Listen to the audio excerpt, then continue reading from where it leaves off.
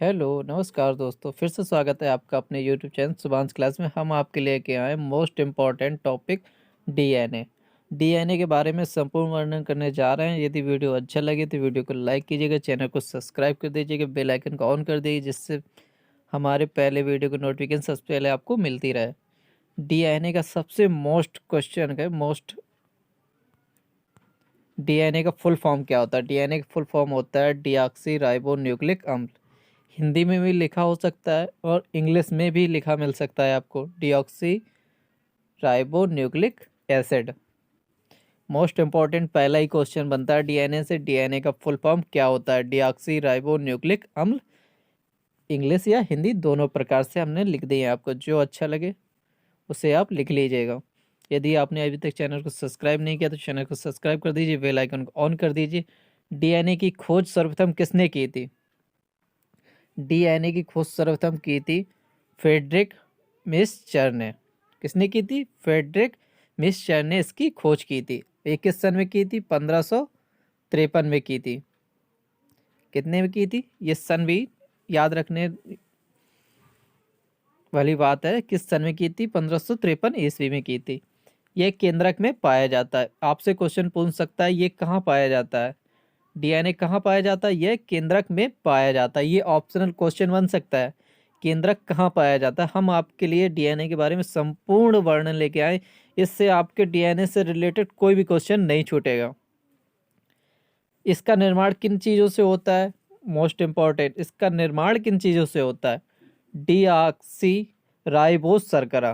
पहला है deoxy ribose शर्करा, फास्फेट तथा नाइट्रोजनी बेस। डीऑक्सी राइबोस शर्करा। दूसरा है फास्फेट तथा नाइट्रोजनी बेस। नाइट्रोजनी बेस क्या होते हैं? एडिनिन, ग्वानिन, साइटोसिन तथा थाइमिन से होता है। इनसे मिलकर इसका निर्माण होता है। इसमें किस चीज का अभाव होता है?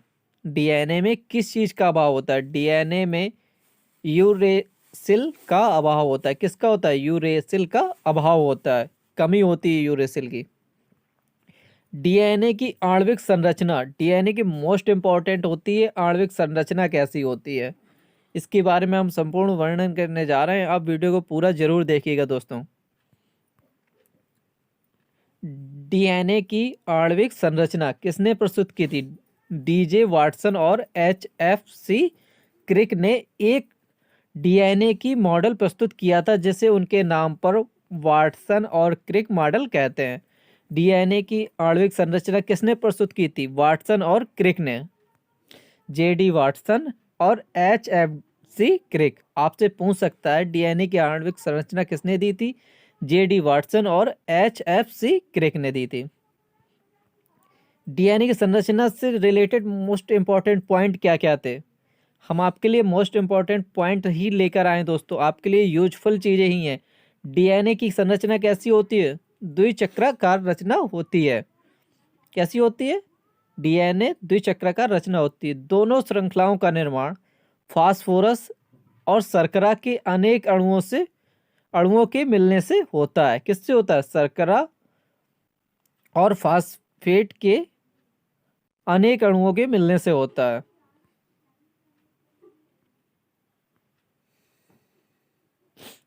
पॉलीन्यूक्लियोटाइड श्रृंखलाओं के बेस लंबी अक्ष रेखा के सीधे कोणीय तल में लगे रहते हैं। सीढ़ी के डंडे के आकार की संरचना बनाते हैं। कैसी संरचना बनाते हैं? सीढ़ी के डंडे की आकार की संरचना बनाते हैं। दोनों श्रृंखलाएं एक दूसरे से दुर्बल हाइड्रोजन बंधों द्वारा जुड़ी रहती हैं। ये दोनों श्रृंखलाएं कैसी जुड़ी रहती हैं? दोनों श्रृंखला दुर्बल हाइड्रोजन बंध द्वारा जुड़ी रहती हैं दोस्तों। यदि वीडियो अच्छा लग रहा हो तो वीडियो को लाइक कीजिए, हमारे चैनल को सब्सक्राइब कीजिए और पूरा वीडियो जरूर देखिए। आपके लिए फुल इंफॉर्मेशन लेके आए हम डीएनए से जुड़ी हुई। एडिनिन तथा थाइमिन बेस के बीच में दो हाइड्रोजन बंध, एडिनिन तथा थाइमिन बेस के बीच में दो हाइड्रोजन बंध होते हैं। डीएनए अणु में बेस में डंडों की संख्या, डीएनए अणु में बेस के डंडों की संख्या 100 से लेकर 2 लाख तक हो सकती है। ये इंपॉर्टेंट ऑप्शनल क्वेश्चन बन सकता है। डीएनए में बेस के डंडों की संख्या कितने से कितने तक हो सकती है? 100 से लेकर 2 लाख तक हो सकती है। दो बेस जोड़ों के बीच की दूरी 3.4 एंगस्ट्रॉम, दो बेस जोड़ों के बीच की दूरी 3.4 एंगस्ट्रॉम, पूरे एक मोड़ की लंबाई 34 एंगस्ट्रॉम। डीएनए के अणु व्यास लगभग कितने होते हैं? डीएनए के अणु व्यास लगभग 20 एंगस्ट्रॉम होते हैं।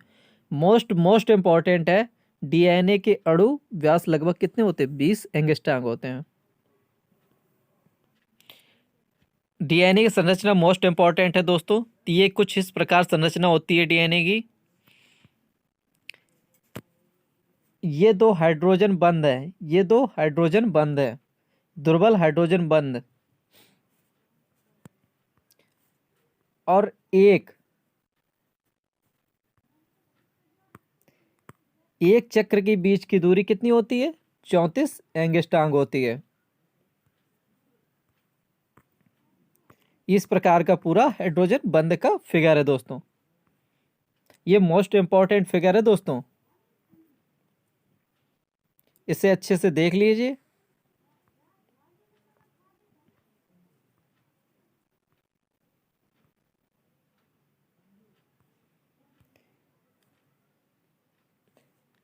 ये माइनर ग्रोव है,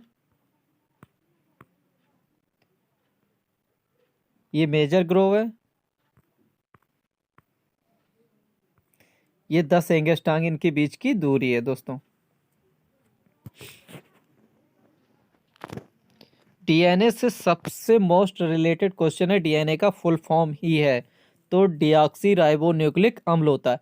अब आता है यहाँ पे डीएनए का महत्व क्या है, डीएनए का कार्य क्या है, किस कार्य में इसका प्रयोग होता है। डीएनए का महत्व मोस्ट इंपॉर्टेंट है।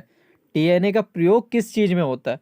डीएनए का सबसे महत्वपूर्ण कार्य है आनुवांशिक लक्षणों को एक पीढ़ी से दूसरी पीढ़ी में पहुंचाना।